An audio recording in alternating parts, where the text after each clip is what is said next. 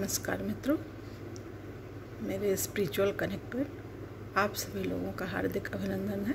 आज मैं आप लोगों को श्रीमद् भगवद गीता के 13वें अध्याय के बारे में बताने वाले हूँ मित्रों। इससे पूर्व एक सुविचार। तो सुविचार क्या है? ईमानदार व्यक्ति के चेहरे पर किसी प्रकार की शंका, भय, अभाव, ये तीन चीज़ें होती नहीं। वो शंकालु नहीं होता है, भयग्रस्त नहीं होता और उसे किसी भी प्रकार का अभाव नहीं रहता। वो जो ईमानदार व्यक्ति है उसको भगवान में पूर्णतः उसका अनुराग होता है, उन्हीं पे आश्रित होता है और उन्हीं को केंद्र में रखकर कुछ काम करता है। तो उसको लगता है कि जो कुछ चीज़ें भगवान की है सब मेरी है। तो उसे कभी किसी प्रकार का भाव समझ में नहीं आता है। वो पूरे विश्व को, सबको अपना समझता है, डर भी नहीं लगता है, भय भी नहीं रहता है उसके अंदर, अभाव तो रहता ही नहीं। वो बिल्कुल संतुष्ट प्राणी होता है मित्रों। वो भगवान का ही होता है। जो कुछ करता है भगवान के लिए करता है, जो बोलता है, जो सोचता है, उसकी कल्पना में भगवान ही होते हैं। वो हर चीज़ का आधार भगवान होते हैं मित्रों। तो ये चीज़ है, इसको ध्यान में रखिए और खुश रहिए। आप अपने आप को भगवान का बच्चा समझिए ना, क्योंकि भगवान के ही हम सब हैं। कहा भी गया है, सत्य माता, ज्ञान पिता, धर्म भाई, दयावान, शांति पत्नी और क्षमा पुत्र।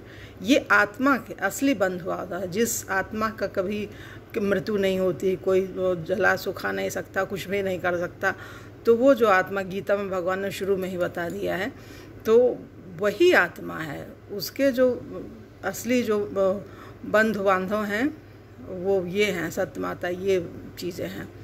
वो इन्हीं को समझता है। वो जो शरीर के पिता माता हैं उनको तो ठीक है, संसार के हैं वो चलेगा, लेकिन वास्तविकता में जो उसके असली बंधु बांधव है, सत्य माता है, ज्ञान पिता, धर्म भाई, दयावान, शांति पत्नी और क्षमा, ये असली बंधु बांधव है। जब ये जीवन में आ जाते हैं मित्रों, तो किसी प्रकार का भय, अभाव, अशांति कुछ उसके चेहरे पे दिखती ही नहीं। वो शांत रहेगा, संतुष्ट रहेगा। जो देगा सबको देगा, भर भर के देगा। वो खाली देना जानता है, लेना तो जानता नहीं, मांग नहीं सकता, किसी से कुछ कह नहीं सकता।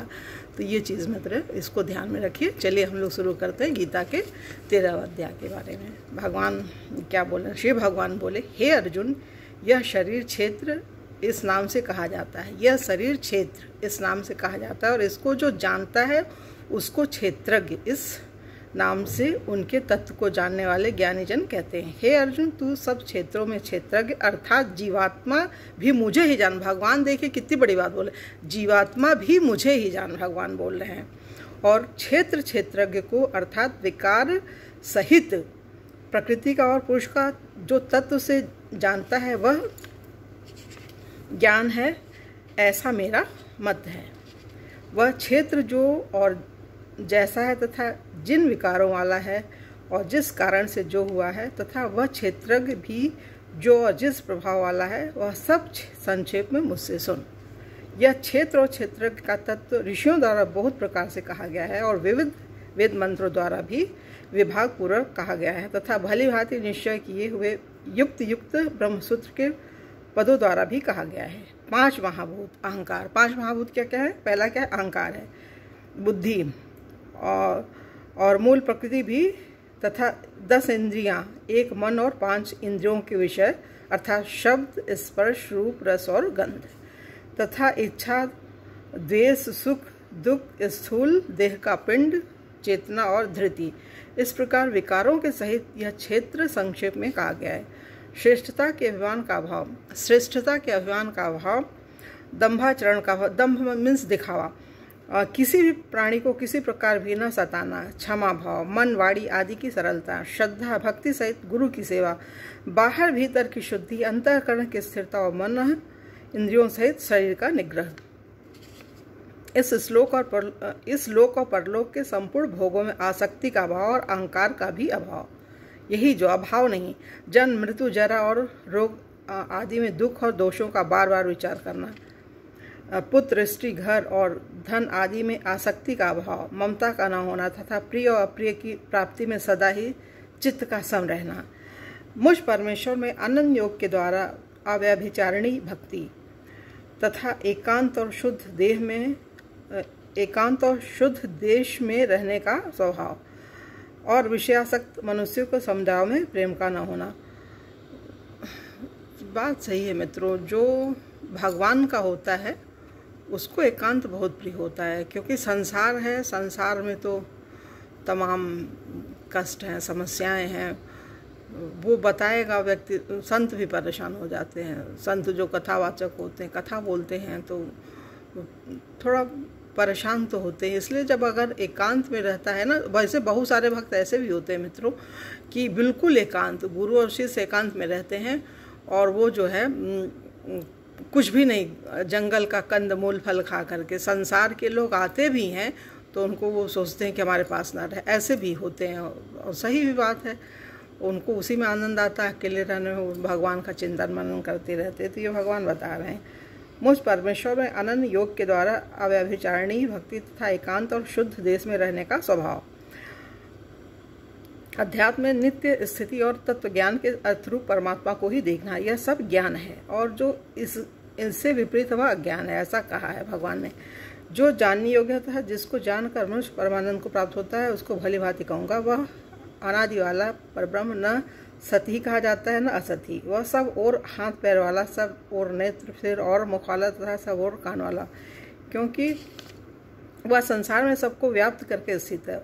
वह संपूर्ण इंद्रियों के विषयों को जानने वाला है, परंतु वास्तव में सब इंद्रियों से रहित है तथा आसक्ति रहित होने पर भी सबका धारण पोषण करने वाला और निर्गुण होने पर भी गुणों को भोगने वाला है। निर्गुण होने पर भी गुणों को भोगने वाला है।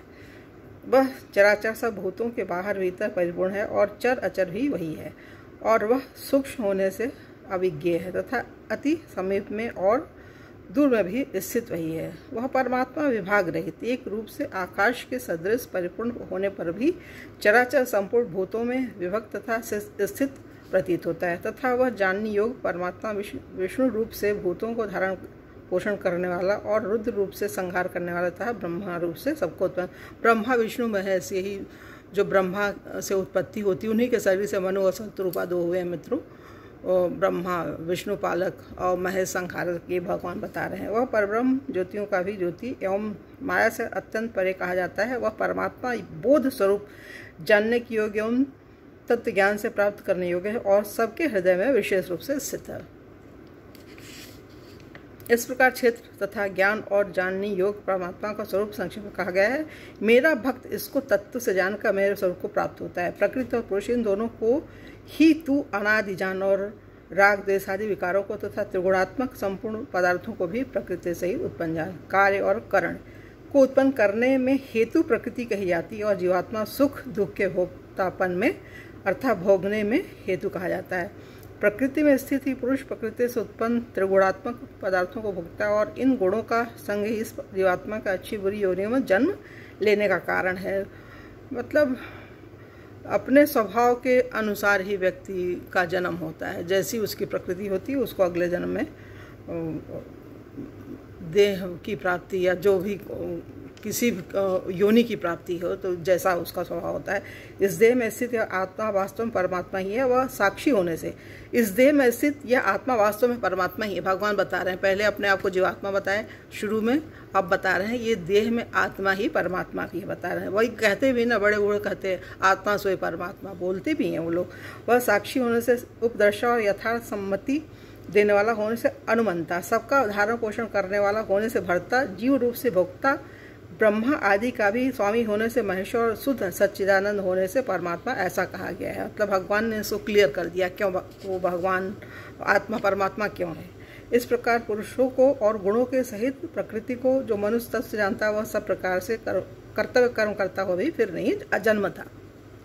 मतलब उसकी बार बार जन्मता मरता नहीं, जो भगवान को जान लेता भगवान ही करे। उस परमात्मा को कितने ही मनुष्य तो शुद्ध हुई सूक्ष्म बुद्धि से ध्यान के द्वारा हृदय में देखते हैं, अन्य कितने ही ज्ञान योग के द्वारा और दूसरे कितने ही कर्म योग के द्वारा देखते हैं अर्थात प्राप्त करते हैं। परंतु इनसे दूसरे अर्थात जो मंद बुद्धि वाले पुरुष वे इस प्रकार न जानते हैं, दूसरों से तत्व के जानने वाले पुरुषों से सुनकर ही तदनुसार उपासना करते हैं और वे श्रवण पारायण पुरुष भी मृत्यु रूप संसार सागर को निश्चित तर जाते हैं। हे अर्जुन, यौन मात्र जितने भी स्थावर जंगम प्राण उत्पन्न होते हैं उन सबको तू क्षेत्र और क्षेत्र के संयोग से ही उत्पन्न जान। जो पुरुष नष्ट होते हुए सब चराचर भूतों में परमेश्वर को नाश रहित और समभाव से स्थित देखता है, वह वही यथार्थ देखता है। क्योंकि जो पुरुष समभाव से स्थित परमेश्वर को समान देखता हुआ अपने द्वारा अपने को नष्ट नहीं करता, इससे वह परम गति को प्राप्त होता है। और जो पुरुष संपूर्ण कर्मों को सब प्रकार से प्रकृति के द्वारा ही किए जाते हुए देखता है और आत्मा को अकर्ता देखता है, वह यथार्थ देखता है। जिस क्षण यह पुरुष भूतों के पृथक पृथक भाव को एक परमात्मा में स्थित तथा उस परमात्मा से ही संपूर्ण भूतों का विस्तार देखता है, उसी क्षण वह सच्चिदानंद ब्रह्मा को प्राप्त हो जाता है। हे अर्जुन, अनादि होने से और निर्गुण होने से यह अविनाशी परमात्मा शरीर में स्थित होने पर भी वास्तव में न तो कुछ करता है और न लिप्त ही होता है। मतलब भगवान अपने आप को अलग कर ले रहे हैं। जिस प्रकार सर्वत्र व्याप्त आकाश सूक्ष्म होने के कारण लिप्त नहीं होता, वैसे ही देह में सर्वत्र स्थित आत्मा निर्गुण होने के कारण देह के गुणों से लिप्त नहीं होता। मतलब भगवान, अब जब निर्गुण जो भगवान होते हैं वो देह में लिप्त नहीं होते, ये कहने का। हे अर्जुन, जिस प्रकार एक ही सूर्य इस संपूर्ण ब्रह्मांड को प्रकाशित करता है, उसी प्रकार एक ही आत्मा संपूर्ण क्षेत्र को प्रकाशित करता है। इस प्रकार क्षेत्र और क्षेत्र के भेद को तथा कार्य सहित प्रकृति से मुक्त होने को जो पुरुष ज्ञान नेत्रों द्वारा तत्व से जानते हुए महात्मा जन परम ब्रह्म परमात्मा को प्राप्त होते हैं, भगवान कह रहे हैं। तो यहाँ पर ये 13वां अध्याय पूरा हो मित्रों। कल हम आप लोगों से पुनः 14वें अध्याय में लेंगे। तब तक के लिए जय हिंद, जय भारत। ओम शांति, ओम शांति, ओम शांति।